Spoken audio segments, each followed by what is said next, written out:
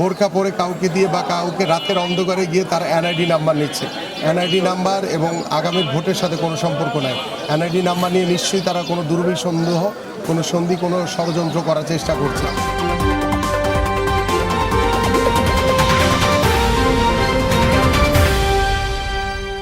এই ব্যানার আপনাদের চোখের সামনে আছে এবং ব্যানার যেভাবে নির্বাচন কমিশনের যে ব্যানার যে নির্দেশনা দেওয়া আছে ঠিক এইভাবে আমরা করছি। ওনারা ঘরে ঘরে গিয়ে মিথ্যাচারের মাধ্যমে জান্নাতের টিকিট বিক্রি করছে। এটা দেওয়ার মালিক তো আর আমি পারবো না, এটা আল্লাহ দেওয়ার মালিক, ঠিক আছে।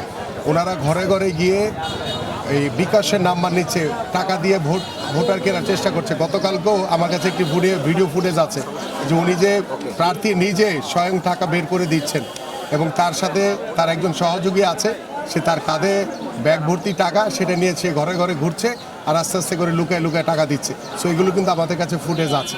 সো এগুলো কিন্তু অলরেডি নির্বাচন কমিশন এবং রিটার্নিং কর্মকর্তার কাছে জমা দেওয়া হয়েছে। এটা আস্তে আস্তে করে কিন্তু সব কিছু দৃশ্যমান হবে ইনশাল্লাহ। এবং পাশাপাশি ওনারা ঘরে ঘরে গিয়ে মানে গুপ্তভাবে বোরকা পরে কাউকে দিয়ে বা কাউকে রাতের অন্ধকারে গিয়ে তার এনআইডি নাম্বার নিচ্ছে। এনআইডি নাম্বার এবং আগামীর ভোটের সাথে কোনো সম্পর্ক নাই। এনআইডি নাম্বার নিয়ে নিশ্চয়ই তারা কোনো দুর্বিসন্দেহ, কোনো সন্ধি, কোনো ষড়যন্ত্র করার চেষ্টা করছে। কিভাবে এই ভোটকে প্রভাবিত করা যায়, কিভাবে ভোটকে মানে জাল করে তারা তাদের যে মানে প্রভাবিত করার যে চেষ্টা সেটা যাতে কিভাবে তারা করতে পারে। তা আমরা কিন্তু এই বিষয়গুলো সতর্ক রয়েছি। আমরা দৃঢ় হাতে এই ধরনের কোনো ষড়যন্ত্র কোনো কিছু হলে আমরা দৃঢ় হাতে কিন্তু মোকাবেলা করব। আমরা কাউকে অন্যায় করতে দিব না এবং আমরা ন্যায়ের পথে রয়েছি। আমার বিরুদ্ধে যদি একটি সিলিয়ে যদি কোনো অভিযোগ তারা দেখাইতে পারে আমি সেটা দায়িত্ব নিব। এবং আমরা যেটাই তারা করেছে, আরেকটি করেছে আমার খামকে তারা নকল করে সেখানে টাকার অ্যামাউন্ট বসায় দিয়ে তারা নিজেরাই প্রচার করেছে। আমি খামে দিয়েছি হচ্ছে আমার এই দোয়ার জন্য চিঠি দিয়েছি প্রত্যেকটা জুমার নামাজে।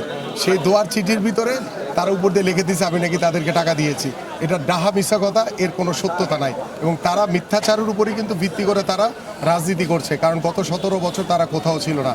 বাংলাদেশ জাতীয়তাবাদী দল বিএনপি রাজপথে ছিল, ওই স্বৈরাচারের বিরুদ্ধে আন্দোলন করেছে, সংগ্রাম করেছে। আমরা গুম খুন হয়েছি। তারা ওই আওয়ামী লীগের ছত্র ছায়া থেকে তারা আজকে এখন নতুন করে ক্ষমতার মোহে পড়ে জনগণকে প্রভাবিত করে মিথ্যাচারের মাধ্যমে তারা ভোটে তারা বিজয়ী হতে চায়।